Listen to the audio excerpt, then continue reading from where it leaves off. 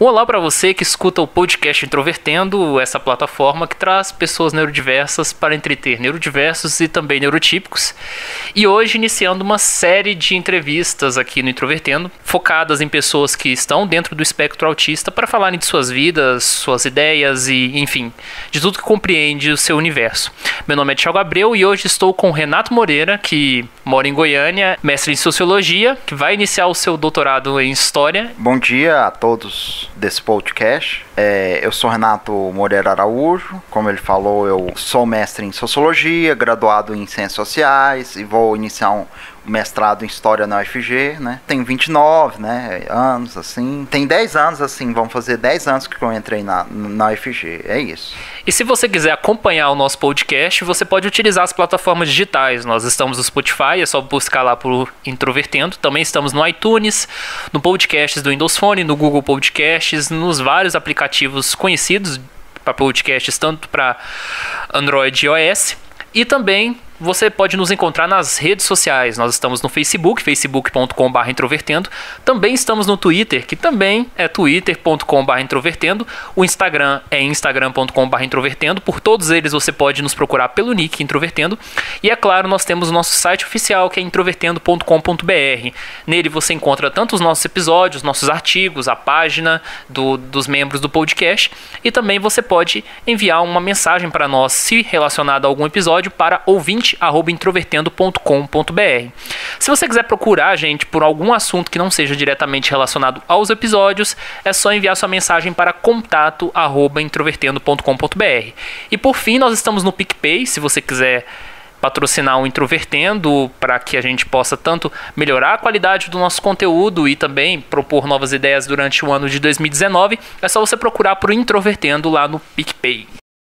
Eu acho que uma pergunta meio que padrão para as pessoas que estão dentro do espectro é a primeira coisa: a partir de que idade o tema autismo entrou assim na sua vida? Olha, esse tema entrou comigo, acho que de maneira tardia, assim. Depois da vida adulta, assim. A partir de uns 6 anos para cá, por pesquisas que minha mãe fazia na internet, de acordo com o tipo do meu comportamento. Então, no meu caso, entrou de maneira bastante tardia, assim. É bem complexo, assim. O autismo, o Asperger, ele se manifesta de diversas maneiras. E no meu caso foi bastante, assim, complexo, no sentido de que, assim, que eu tinha certas dificuldades, tal, se manifestava algumas dificuldades, mas em certos aspectos, assim, eu conseguia estudar normalmente, eu tirava, assim, às vezes eu tirava boas notas, assim, eu passei no vestibular, entrei na faculdade, assim, tinha alguns certos problemas, mas eles eram contornados, meus pais deram muito apoio.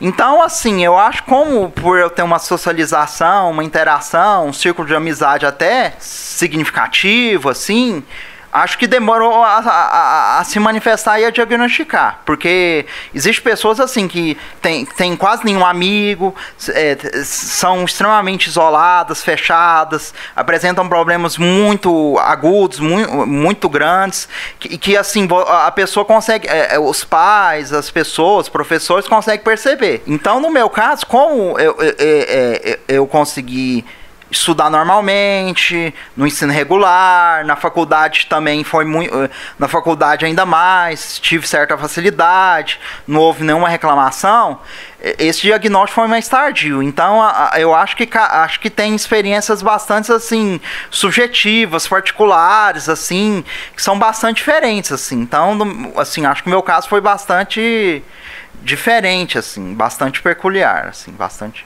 Eu acho que talvez também um dos motivos seja o fato do que o diagnóstico de síndrome de Asperger seja bastante recente, né?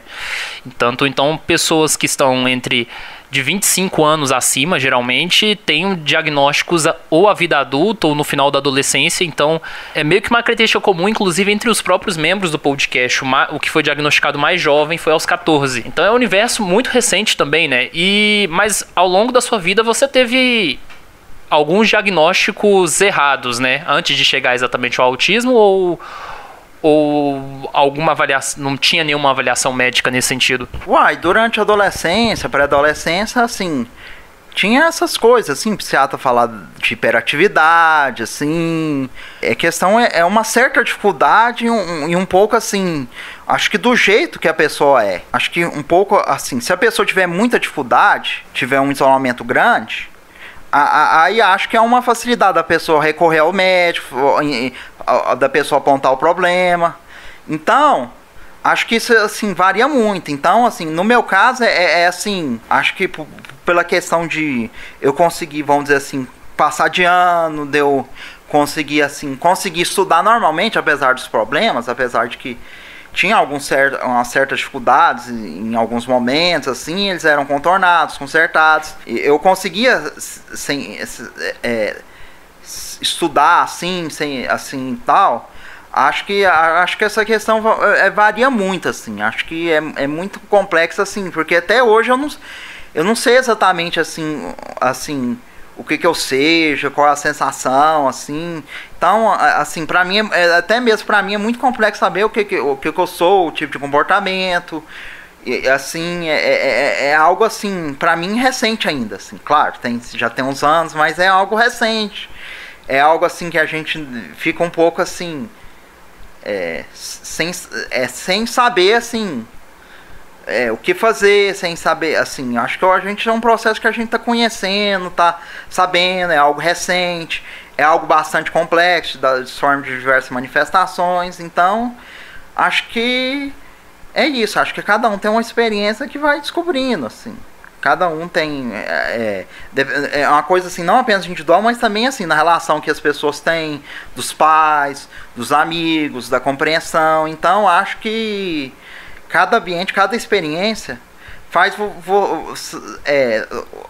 ter manifestações diferentes, diagnósticos em tempos diferentes. Então, acho que tudo é muito, assim, muito diverso e muito complexo, assim, de certa maneira. E o seu interesse, a princípio, pela área da sociologia, ela apareceu mais ou menos quando na sua vida? Foi só durante a graduação ou foi antes disso? Foi assim, antes, assim, no ensino médio, assim, eu sempre gostei de estudar, assim, sobre questões da sociedade, da política, questão da cultura.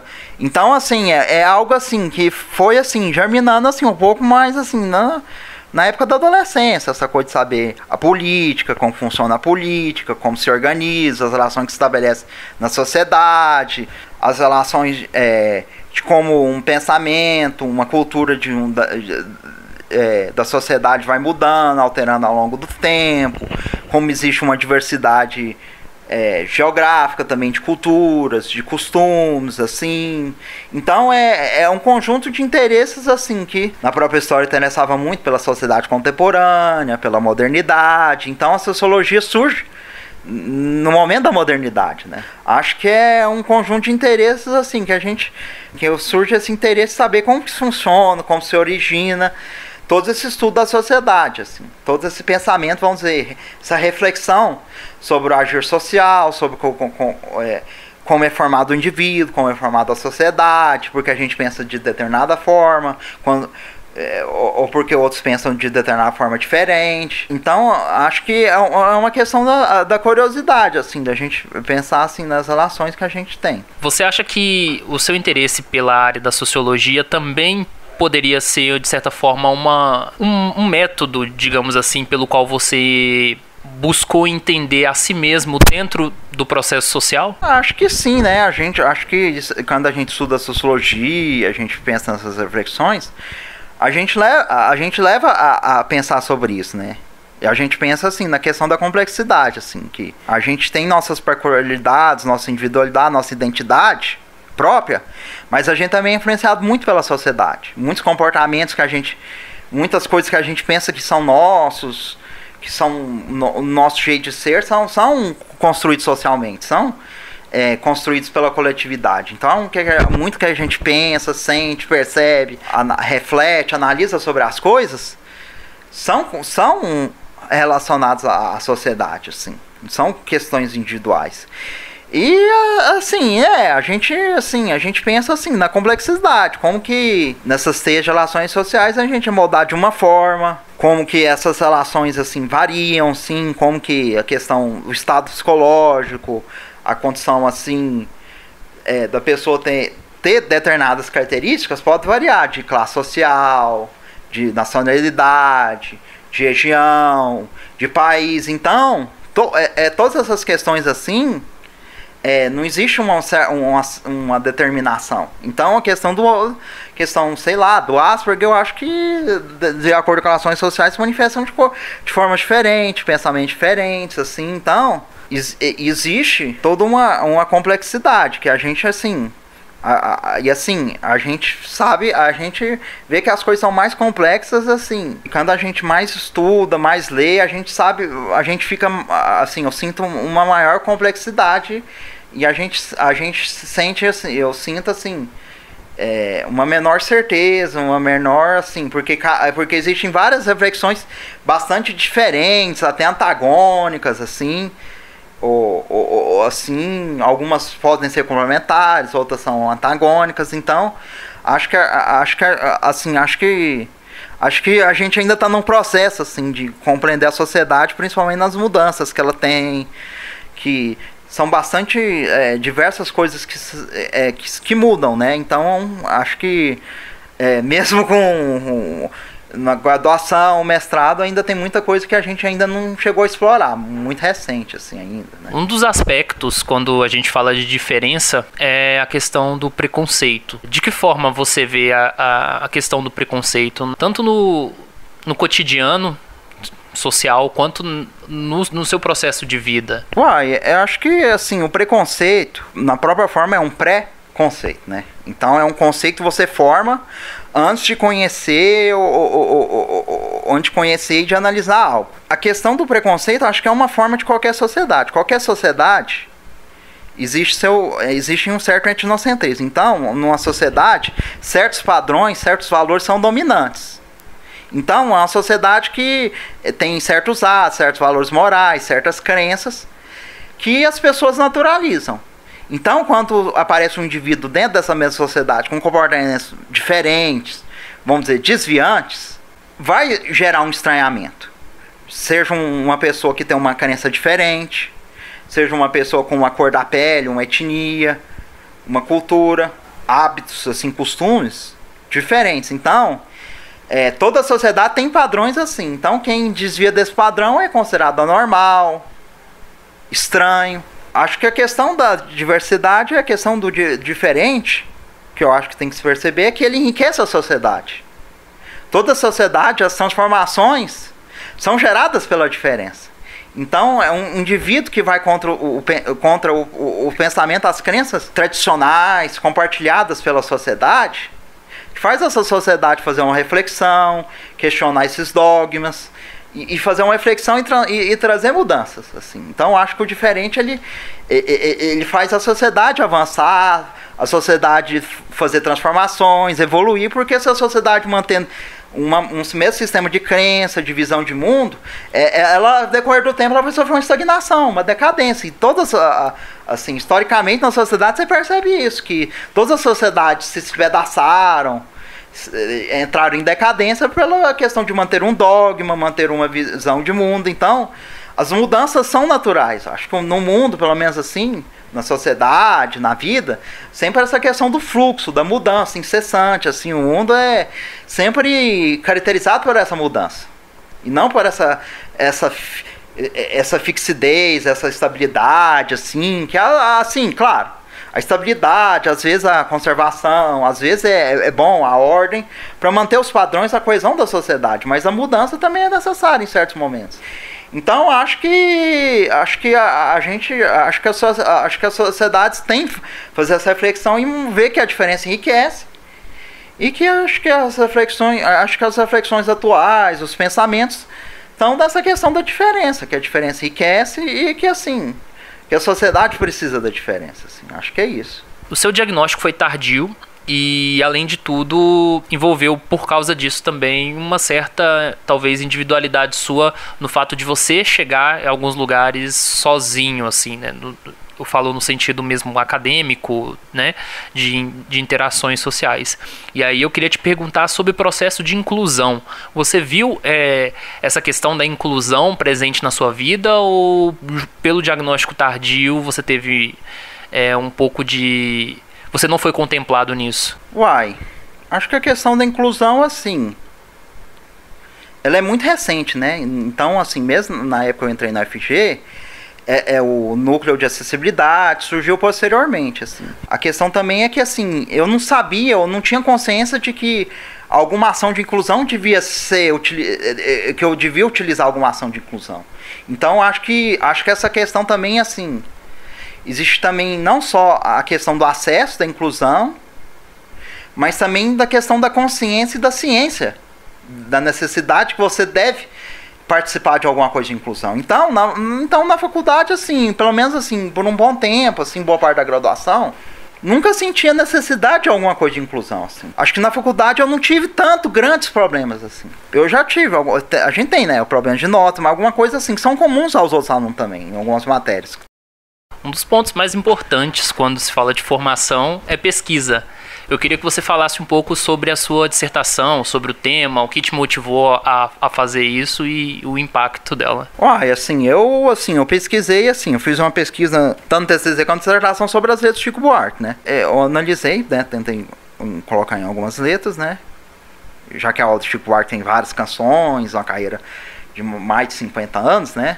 5 décadas, assim, desde a... Então, eu procurei analisar a questão social no Chico Buarque. Como que aparece essa questão dos setores subalternos, humildes, das classes sociais mais baixas. Então, eu analisei como o Chico Buarque, um compositor, assim, de uma família de intelectuais, né, filho do historiador Sérgio Buarque de Holanda, de uma pianista, de uma classe média intelectualizada, analisa dentro da MPB esses setores subalternos, que ideias, que visões, que interpretações ele tem sobre essas questões sociais do cotidiano desses grupos sociais. O que ele expressa?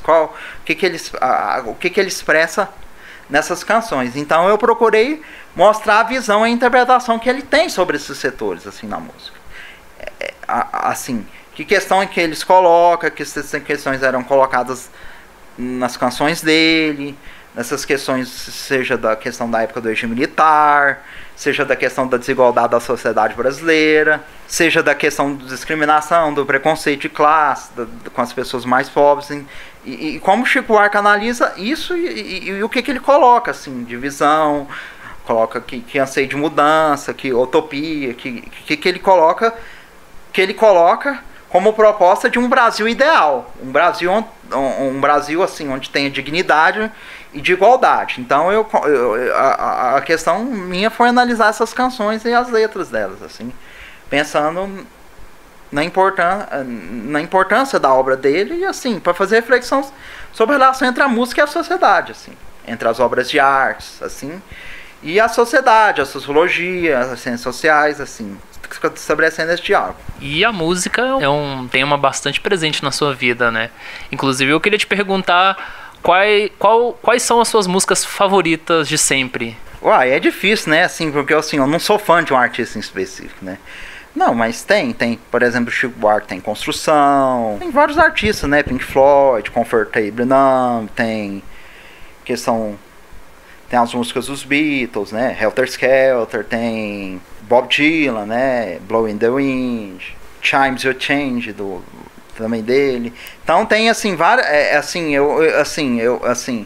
então tem várias canções, assim. Eu acho que eu não se apego a um artista específico, porque cada artista tem altos e baixos, né? Então acho que a música é bastante diversa, assim, apesar que eu gosto, assim, eu curto mais rock, MPB, também curto jazz, blues, assim, o hip hop também, assim, o rap. Então, assim, acho que existe, assim, acho que existe uma diversidade bastante, que tem várias músicas em cada momento, assim, específico, e no decorrer do tempo, que a gente tem uma música favorita, uma determinada música favorita, em outro momento não.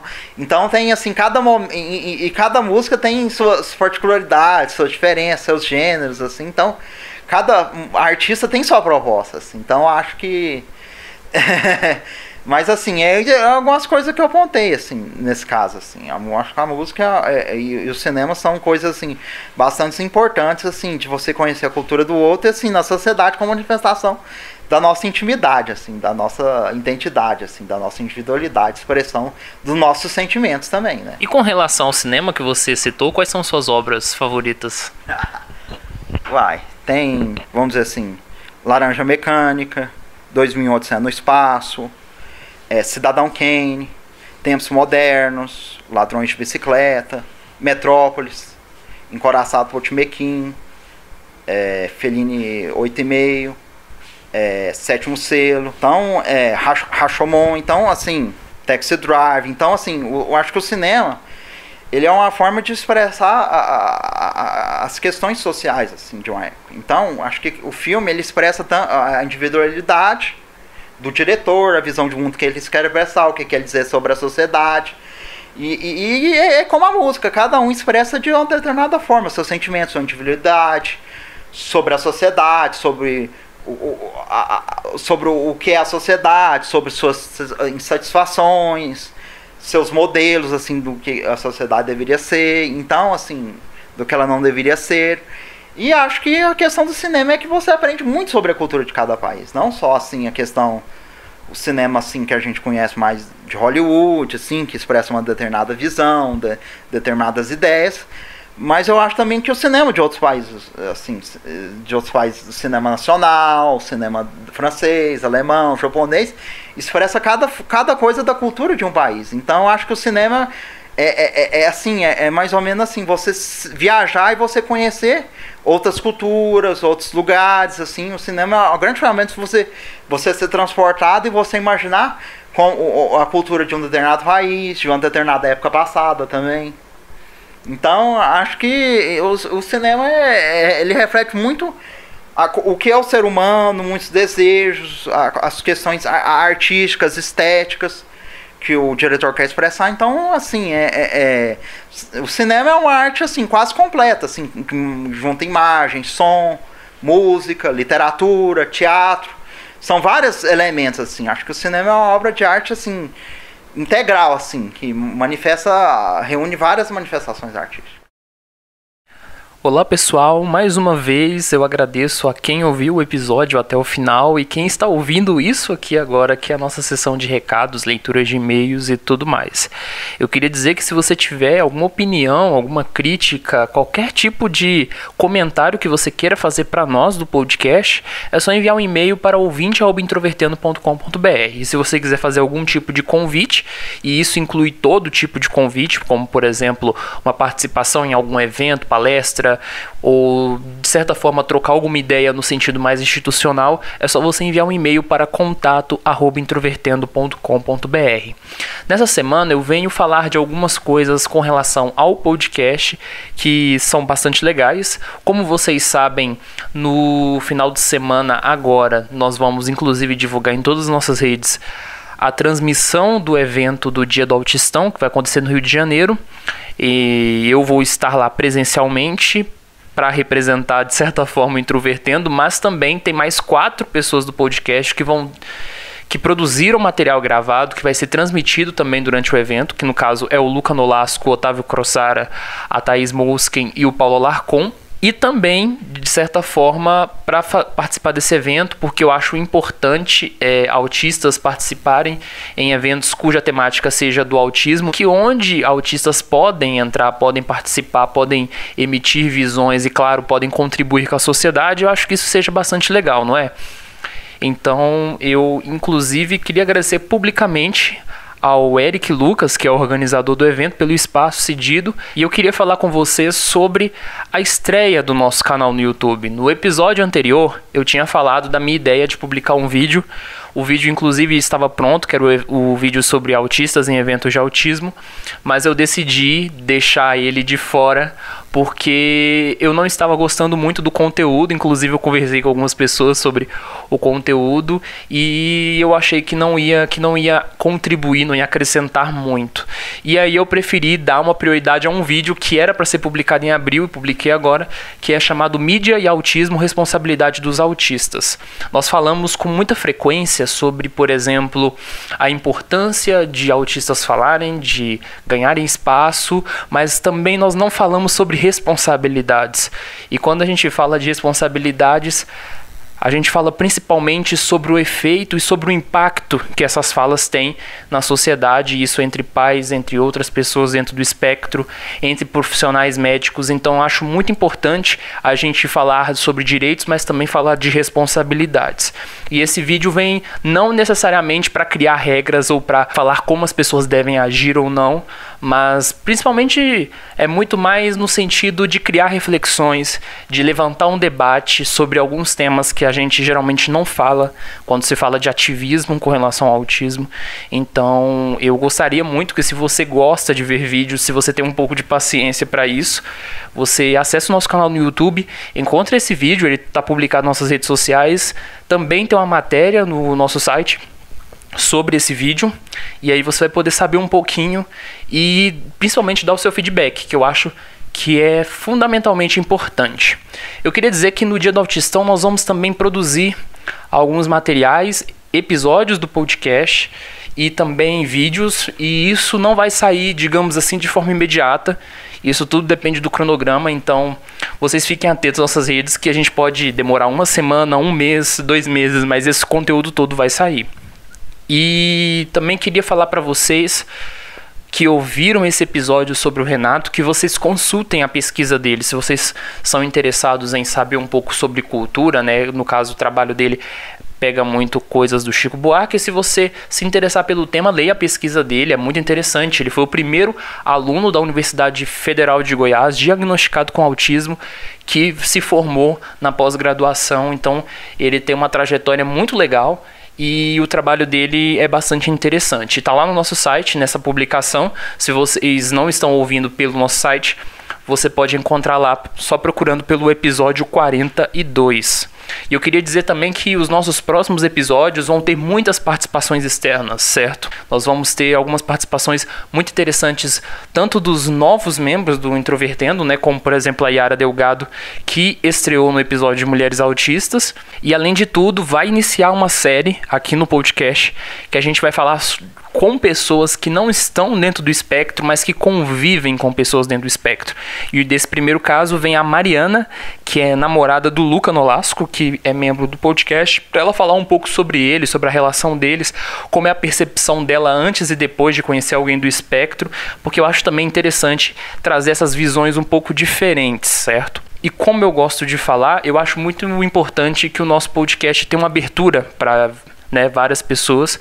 Afinal, essa rede de pessoas dentro do espectro, ela cada vez cresce mais, e são pessoas que têm muitas trajetórias, muitas coisas interessantes. E se você cria conteúdo na internet com relação ao autismo também, e você quiser entrar em contato com a gente para, de certa forma, mostrar o seu material e tudo mais, é muito legal. Vamos agregar, vamos construir conhecimento, vamos trocar feedbacks. Às vezes uma pessoa está começando a criar coisas novas e quer saber se o formato está certo, se o tom está certo, se a qualidade da informação está boa. Então acho que é muito bom a gente trocar essas ideias, e você pode procurar a gente por e-mail ou pelas nossas redes sociais.